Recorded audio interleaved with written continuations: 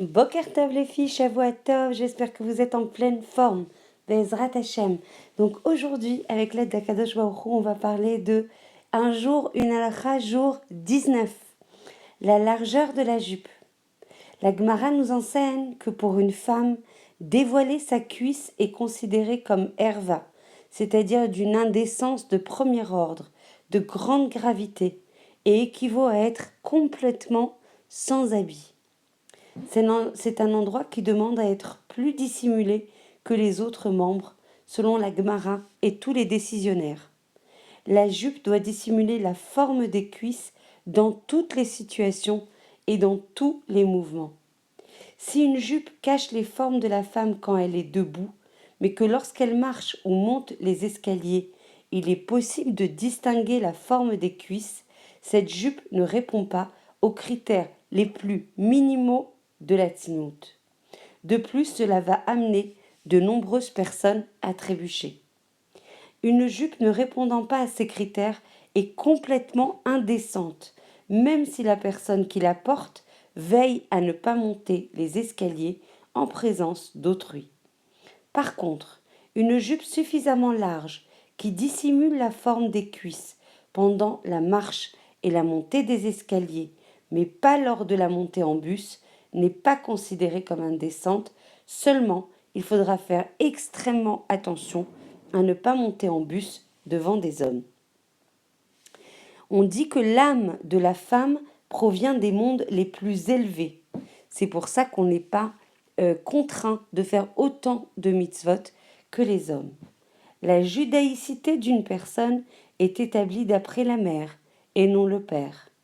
Yitzhak et Ishmaël étaient issus du même père et sont pourtant totalement différents car les mères étaient à l'opposé l'une de l'autre. Une mère tsnoua peut donner des mérites extraordinaires à ses enfants et que Dieu nous en préserve, il en est de même dans le sens inverse. La pensée du jour. 1 centimètre pour 1 kilomètre. Le Chazon Ish Zecher Tzadik Vekadosh Livracha avait l'habitude de dire 1 centimètre dans la jupe de la mère influencera d'1 kilomètre la Yirat Shamaim de ses enfants. Cette relation directe a été prouvée à plusieurs reprises et ce tout au long de l'histoire. Le Rav Gantz Shlita, Rosh Yeshiva de Kol HaTorah, en témoigne. Lorsque les rabbanim de la yeshiva se trouvent dans l'obligation de convoquer les parents d'un bachour en raison de son très mauvais comportement, ils constatent bien souvent que la tenue vestimentaire de la maman dénote malheureusement d'un manque de tzniout. Mais lorsque celle-ci, inquiète pour l'avenir de son fils, décide d'améliorer ce point, les conséquences ne tardent pas à se faire sentir sur le comportement du jeune qui retrouve son enthousiasme et sa sérénité dans l'étude. On raconte que lorsque le Baal Shem Tov se rendit en Terre Sainte, il séjourna à Istanbul où il rencontra le Rav Alfandri et lui révéla à propos de certains d'Avrechim qu'ils portaient des Neshamot des Tanaïm, c'est-à-dire des sages du temps de la Mishnah. Et il expliqua qu'ils avaient mérité cette extrême sainteté grâce à la parfaite tsniout par laquelle leur mère se distinguait.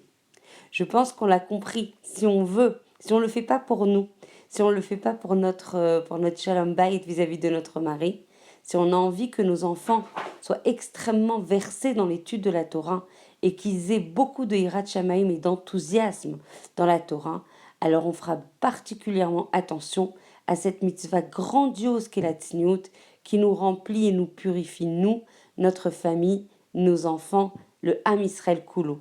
Je vous embrasse très très fort. Vous ne pouvez pas savoir à quel point vous me touchez. Maman, je n'ai rien, je n'ai aucun mérite dans cette étude. Je ne fais que transmettre ce que Rivka Assous a compilé elle-même. Je ne vous fais que vous transmettre des halachot liés à la tzniout. Et quand vous m'écrivez à quel point vous veillez et vous grandissez grâce à ces halachot, vous ne pouvez pas savoir, ça me remplit de joie. Bezrat Hashem, que toutes celles qui ont pris des choses sur elles, mamash, qu'Hashem leur envoie des yeshuot grandioses par rapport à ce qui les sollicite, et celles qui étudient déjà font partie de la mitzvah en elles-mêmes sont constitutives de la mitzvah. Continuez à étudier et prenez chaque jour une petite chose sur vous. Soyez vigilante sur une petite chose chaque jour et vous verrez, Hachem vous aidera, Bezrat Hachem. Je vous embrasse très très fort.